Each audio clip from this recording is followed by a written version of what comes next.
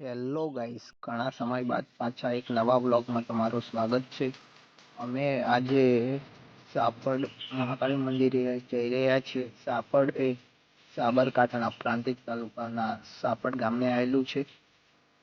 આ છે પ્રાંતિજ અને ટ્રાફિક જામ્યો છે. વરસાદ આવ્યો છે. આ છે પ્રાંતિજ સિટી અને આ પ્રાંતિજ સિટીનો તમને નજારો બતાવું. જોઈ લો.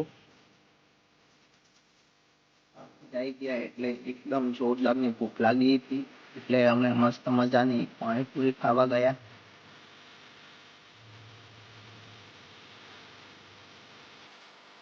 શાંતિ જાવો એટલે પાણીપુરી જરૂરથી ખાજો. ત્યાંની એક નંબરની પાણીપુરી હોય છે. એમાં મસ્ત બટેકા રગડો નાખીને અંદર પાણી નાખીને આમ મોઢામાં મૂકો એટલે આહા શું સ્વાદ આવે છે. પાણીપુરી ખાઈને ત્યાંથી નીકળી ગયા. આ છે હિંમતનગરનો રોડ. ત્યાં હિંમતનગર જવા માટે આપણે હિંમતનગર જવાનું નથી, આપણે સાપડ ગામે જવાનું.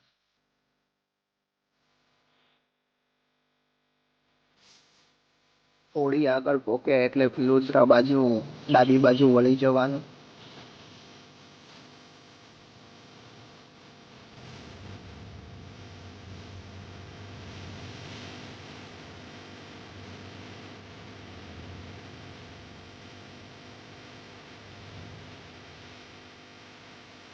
આ છે મારા ભાઈબંધો જીગરજાર એવા જીતેન્દ્ર અને સિક્કી.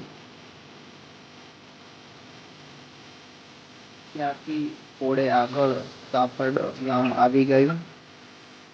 બાઇક બાઇક પાર્કિંગમાં અમે મૂકી દીધું, પાર્કિંગ સ્ટેન્ડમાં.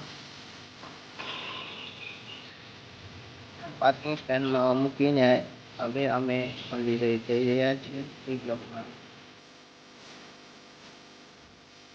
લોકો કહે છે કે આ મંદિર 600 વર્ષ જૂનું પ્રાચીન મંદિર છે.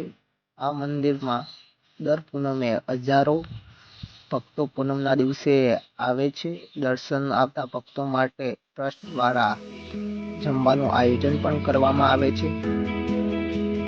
અંદરથી મંદિર આવું દેખાય છે મસ્ત મજાનું, અને દર્શન કરવા માટે લોકોની લાઈન અને ભીડ બહુ જોવા મળે છે.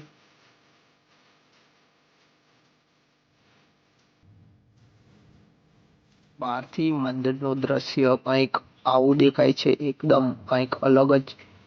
ને ત્યાં અમે પ્રસાદી કરી લીધી. અને તમે એક વાત અહીંયા આવવાનું ભૂલશો નહીં. આપો તો બાજુ